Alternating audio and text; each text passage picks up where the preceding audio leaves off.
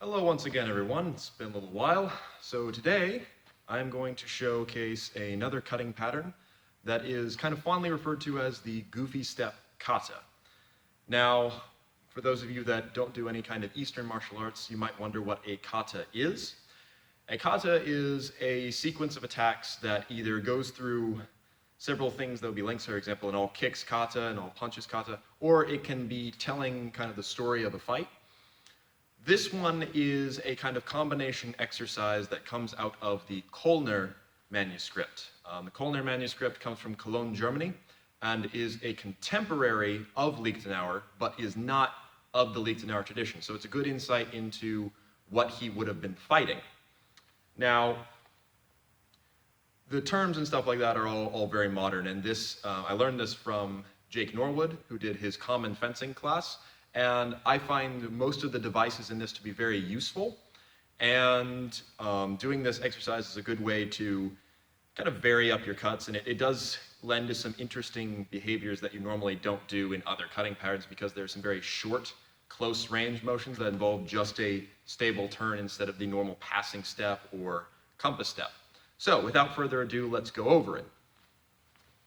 So first things first, we're going to do the aforementioned goofy steps. Now the way this is going to work is going to be up in Vom Tag, but rather than passing forward with our cut, we're instead going to step out with our lead foot and sink our weight down. I'm engaging my hips and I'm going to extend the cut at my target.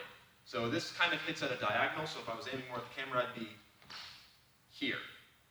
Now, I am not stopping the cut, I'm reaching out and it naturally stops with my core engaged. So, first step is goofy step 1. I bring it back to my shoulder. Goofy step 2. So, 1, 2. From there, what I'm going to do is what's referred to in the manuscript as the schilt. The schilt is essentially a zwerk. It's named the schilt because it's going to be where you put your thumb. The strong of the blade often being referred to as the schilt, and on some fetters, there's the very pronounced schilt.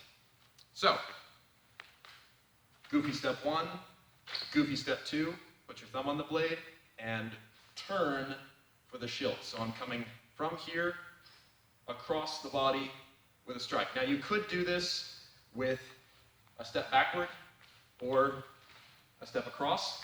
I like to do it without the step, because throwing short zwerks like that, especially out of my right side for Unterzwerks or other things like that, is a favorite of mine, and this is a good chance to practice it. So, goofy step 1, goofy step 2, schilt with no step. Then for this next one, I'm going to step backwards, schilt. So after my 2 schilts, I am then going to lead into 2 Mittelhaus. Everything is going to be done twice, with the exception of the Wechselhaus. So, goofy step, schilt, schilt. Take your thumb off the blade and bring this back. Mittelhau, bring it back, Mittelhau. Now it's important when you're doing your Mittelhaus that you are bringing them back and engaging your body, reaching out with the tip so that the tip is higher than my hands, and I'm stepping well to the side with an oblique step. I don't want to throw Mittelhau low, because they don't have any leverage as is. If you throw it low, it's really not going to do anything. Someone can just leg void and pop you on top of the head. So, all again, goofy step, schilt, schilt, Mittelhau, Mittelhau. Now from here, I'm going to keep the momentum moving, bring this up over my head without stepping, and come down in an Oberhau. So, that part again, Mittelhau, Mittelhau, Oberhau. Now from here, I'm going to drive it back up with the short edge without a step, bring it around my head, and step with the Oberhau. So, all together, goofy step, schilt, schilt, Mittelhau, Mittelhau, Oberhau, Wechselhau, essentially. This can also be thought of as the first 4 cuts, because it is an 8-cut set, not including the short edge cut, which would realistically more be of a parry. But anyway, it's an 8-cut set.